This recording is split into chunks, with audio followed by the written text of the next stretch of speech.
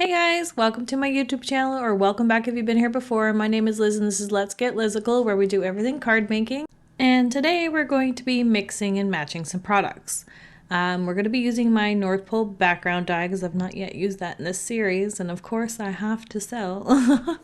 But I'm going to be creating a portrait scene with this one and not the landscape that it's meant for. And I'm also going to be making it a little bit different. And you'll see what I mean by that in a minute. I'm just gonna like show a little bit of die cutting here, but then I'm gonna like cut right into it. You don't need to sit and watch me die cut things. So what I'm doing is I'm going to cut the background in white and then I'll do another layer in like a darker gray. I'm almost going to be making like a shadow layer in the background just to give the card a little bit more dimension. Also for the sky, normally I would ink blend, but this time I just decided to keep it very graphic, I guess, and we're just going to keep it in just plain old cardstock. I'm going to add controlled snow to it later, but I didn't do anything else to it. Normally I, again, would ink blend a background, make it look all pretty and nice, but this time I just decided to do solid cardstock because that's not something I've done before. So I like the way this looks, actually. Once it's done, I also cut the North Pole off of the left side, and I'm going to glue it to the right side on top of the hill here. And I'm going to move this up a bit, and then I'll use the opposite side on the white in the forefront. So I move the pole over from the background, and then there's a separate die that cuts out the North Pole sign, and the word North Pole are embossed into that piece. Normally I would use like a pen and just accentuate those letters, but this time I just left it as is. So it's kind of like Santa's looking for the North Pole and it's off into the distance is the scene I'm going for with this. I'm using a set from Hello Bluebird, which again, sorry, is not available anymore. If you're lucky to have it, you can always make this card. If not, you can try something else. Again, my Sassy Santa would work perfect for this, but maybe you want to mirror stamp it if you want to do what I'm doing and make the scene a little bit opposite. If not, you could always use the left-hand side of the die instead and create, again, the same scene, just a little bit differently. And links for those will be in the description down below. But now I'm just adding the clouds to the top. I only do the one layer here, and I think the snow itself I cut out of a textured paper. I think I got this from Walmart when I first started card making, and I thought it was going to be good for coloring and stuff for some reason because I didn't realize it was textured. I just thought it was like white cardstock, but it came in a big 12 by 12 pack. And now I just use it for like snowy scenes and clouds usually, just to give a little bit of texture to a card. It's not like a bright white or anything. It's kind of a little bit grayish too, so it kind of like works for those scenes.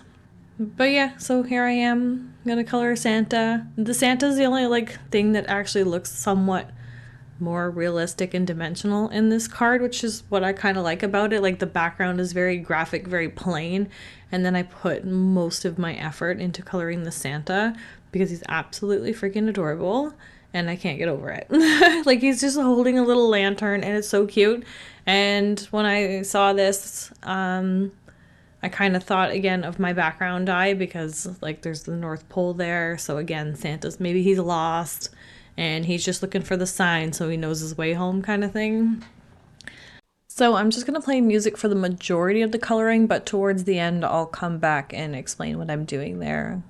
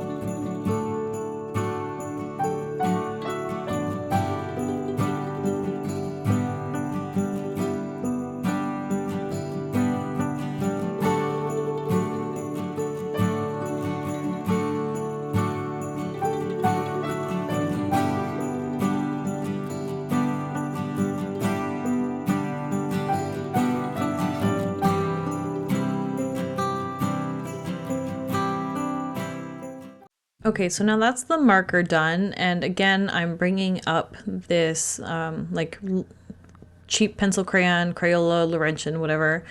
You can use just to like add some yellow highlights to this and a bit of a glow in the lantern. It makes it look like it's, you know, glowing off of Santa, which is why I used, again, a cheap pencil crayon. You want to use something like a Crayola because they don't add like lines over your already stamped lines. It just kind of like adds a light layer of color.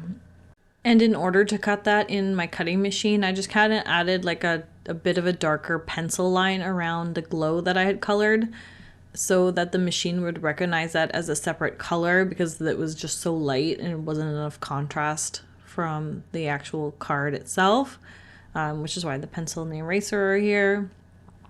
So a trick too, if you're having any problems with too light of colors, or you need to connect lines in your image before you use your scan and cut, just use a pencil so you can erase it after. And obviously a softer lead's a bit easier. This one's like, I think a 2H, so it's a bit harder of a lead. But it's just the pencil I grabbed because that's the pencil I have handy. But once I tape this on, I'm going to use foam tape for the backing, but I don't like the white borders on this one, so I'm going to do the trick where we color those borders in with closest available marker. So I brought out my swatches here and I picked color that matched each cardstock because I'm going to have to color over the gray area as well. The white area where he's standing over the snow doesn't really matter as much, but the white border was just bothering me, I think, because of this like lantern glow. And at least with the blue marker, I was able to clean up that area a little bit better and make it like a nicer shape.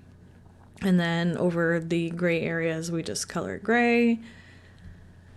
And then that's it for Santa. And then we're going to have to add a sentiment. So I'm actually going to use the Merry Christmas from my Sassy Santa stamp set and heat emboss that on the same like blue cardstock I used for the background.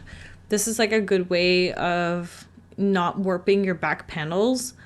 It's just to heat emboss on the same colored cardstock, and because I wanted to do this in white on blue, it just made sense. And plus I didn't actually know what sentiment I was going to put on this to begin with. So this allows me to still put the card together and make that decision later, because maybe I needed something smaller than this or something larger to fill the area, depending on what kind of orientations you're going with. And yeah, I just think it's a good option instead of doing it directly on your panel. Just add it later.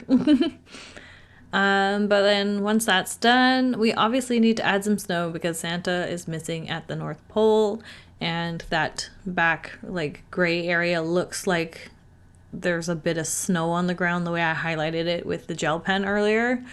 So I wanted to make it look like, you know, it's a dark snowy night. Santa's lost. But he's close because he's got his lantern and he's finding his way.